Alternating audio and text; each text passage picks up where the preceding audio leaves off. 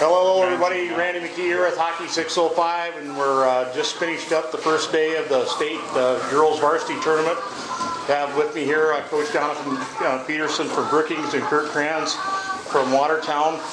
Thanks guys for being with us tonight. Thank you.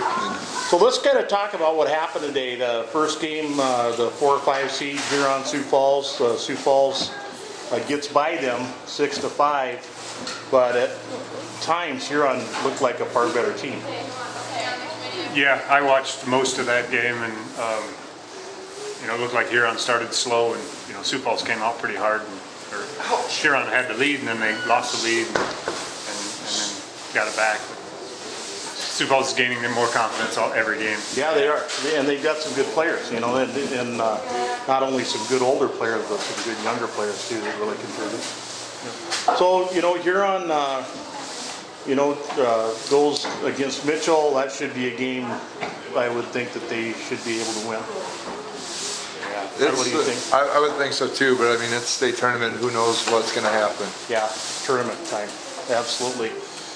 So next game then, we took a look at Aberdeen against Oahe. Aberdeen ended up winning that game 4-2.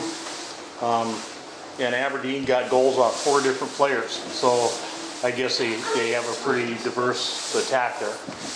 Yeah, I thought that game would be closer with Aberdeen having their leading scorer out, and she's a real leader on the team, and her being gone, I thought that game would be closer.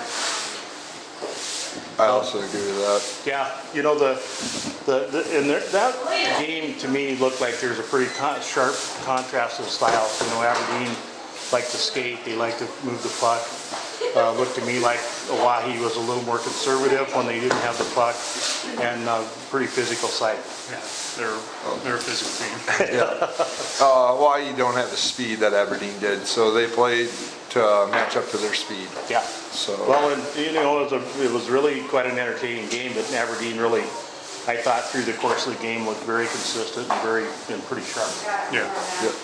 Okay, next, this was one that you were involved in, Curt. Your girls took it to Rushmore 5-1, and I thought, honest to goodness, looked really, really strong. Yeah, we came out first period. We were struggling a little on running any kind of system. The girls just seemed like they wanted to throw wild pucks at the net and chase it wildly. But the second, third period, we came out and started running. Playing our game and not playing against the players that we were with. And as you can see through our stats, we have girls all over with pretty equal scoring, so we can come from about anywhere to score. Stacy Dunbar got a couple for you tonight? 9? No, 9 is Katie Mole. Stacy Dunbar's our goalie. Oh, okay. So you had one girl that got a couple goals, but again, you had some pretty balanced scoring too. Yep. We have pretty balanced scoring all the way around this year. And I think, what do you have, half a dozen or 5 or 6 seniors? Yeah, we have 5 seniors, so we expect to have scoring all around with 5 seniors. Yeah, well, that's a lot of good leadership. And it looked to me like much of the game you just you cut off a lot of Rushmore's angles. You didn't let them get started on anything. Your keeper stepped up a couple times big for you when they did get chances, so really pretty good game. Yep, all in all it was. We definitely got a little too wrapped up into the plays, and like you said, we allowed some odd man rushes a little too much, and so we'll work hard on that, come back tomorrow, and we'll do that a lot better. Speaking of rushes, we just got done watching the game Brookings against Mitchell that it was like almost like a scoring exhibition by Hallie Theodosopoulos. And I was asking around after the game, is she always that good? And most people agree that she is usually that good. Yeah, this was a good game for her. Our last regular season game was a 3-2 loss to Watertown. So Hal was out for about 4 weeks, I think, 3 weeks. And since she's been back, she's just kind of been getting back into shape and getting her, and now this helped a lot with her confidence. I think she scored 9 tonight, 8 or 9 tonight, and it sounds like a lot, but she just has a nose for the puck. She goes to the net. And 3 of her goals tonight were off tips from the point. So she's she knows the game, and she works hard, and she really does a good job of contributing. You know, and she when it is time to finish, she has ice water in her veins. She doesn't obviously get nervous hitting the puck in the goal. Yeah, she's young. She's a sophomore. She's gaining that confidence. She's been playing with these girls, I think, since she's been in 5th grade. So, or not these girls, but a lot of the girls. She's been playing varsity since she was like 5th grade. So she's had a lot of experience. You know, just like you have in your team, Curt, and you have in your team, you know, you got some young players who are really contributing. I know, you know, last weekend I was kind of making some light of your daughter. Yeah. You know, and but you know, she's a sniper. She'll lay back there and they lay her that puck off, and she's got a clapper that just goes all the way in. I don't know if I've seen any of these older girls even hit the puck like that. It's just something you enjoy. She's a big, tall girl, long stick. That that helps a lot with the leverage. And it's just you get up into it's a little easier to do at the JV level. You get up into the varsity level, everything's a lot quicker. So you got to be quicker with the shot. But I mean, she held her own tonight, and you know, she looked like she belonged on the court. It's the same thing with you, with Tiffany, and you know, in your team. You know, Tiffany definitely is a younger player. She started playing varsity when she was in 6th grade. She's been skating since she was 2 years old. She definitely contributes. I mean, she's a starting defense. Yeah. So you know, she likes coming out of the back, and she's not afraid to do it. So anyway, here we are on the consolation side. We have Mitchell against Huron. It looked to me, just basically watching both those teams, you know, Mitchell has a pretty good quality team. They just didn't get anything started tonight. What do you think? What do you think is the contrast there between Mitchell and Huron tomorrow? Huron's a tough team. They're behind the 8 ball from the start, with only having 9 skaters, including their goalie, I think is what it is. So, yeah, I mean, that's like tough. They went up against a team like from Sioux Falls that has 2 solid lines and 3 total lines, so they can just they can skate them into the ground. But so it's tough, and I think they'll come out strong against Mitchell and recover. They're a well coached team. They'll come out. It looked, you know, on the other side of the bracket, Wahi against Rushmore, it really looked, you know, to me that Rushmore is a lot quicker team. They got a couple of kids who are really fast. I think, what was that girl there? She wears a 5 shirt. She is really fast. Abby Finhouse. She's a junior, I believe, and so she's a leader, older, faster. Yeah, she could be one of the maybe. And she can maneuver the puck very well. Yeah.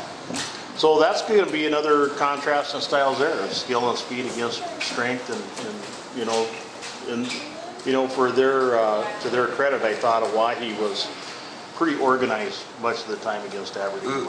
I would agree with that.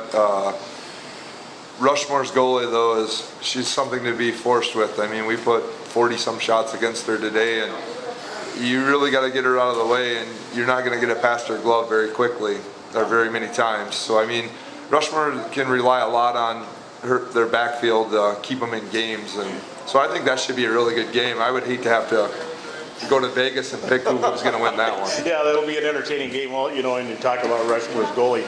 I mean, she covers a lot of territory in there. She's a real tall girl that has great reach, both legs and hands. So, well, let's go over to the winner's side then and take a look at Aberdeen against Watertown. You know, that to me looks like a classic matchup of teams that have very similar styles. I don't know if you do or not. I mean, we do to a point. We like to play it totally different. So we played them in the regular season, and we went 2-1 with them, but they were close games, and I expect this one that we're going to have to come to play to win it. So it's I don't know. We'll see tomorrow when it's over where we sit. Well, you know, they all matter at this point, you know, and you gotta win to fight Brookings in the final, because you know, I'm not going to expect you to say it, but I don't see Sioux Falls having a big ability to beat your team tomorrow if they play anything like they did today. Yeah, if we play with confidence, you know, it'll be a good game. We just have Sioux Falls got a lot of tools. They're probably the sleeper. Them and Oahe are the sleepers in the tournament, just because Sioux Falls just recently got their goalie back.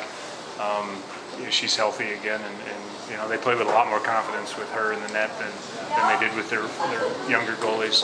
So, and they've got a lot of good skaters, a lot of good tools, a lot of good goal potential. If you look at them, they're probably the third highest goal scoring team in the league besides us in Watertown. So yeah, well, and the worst thing about, or the thing that scares a guy about Sioux Falls is that unfortunately they don't have one girl that really stands out. I mean, we have a couple.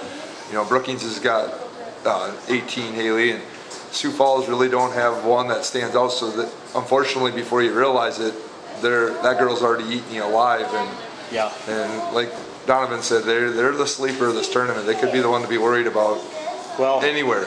And I am impressed with their play, but tonight, the way that your team came at Mitchell from every conceivable direction, including from behind the goal, you're a force to reckon with, and it's going to be interesting to see on the other side of that bracket who gets up there and gets the honor to play you guys. Because I think whatever happens from here on out is going to be good. Yeah, key for our game is scoring early, get them down. The longer they stay in the game, the more confidence they're going to build. So we need to get a couple of goals in the net really early, and just get them doubting themselves, and instead of building confidence as we go along. Yep.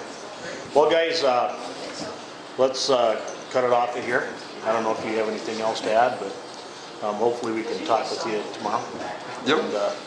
And hopefully it'll be good news for both of you. So, thank you. Anyway, thanks for checking in the wrap-up edition tonight on Hockey 605, and we'll see you tomorrow.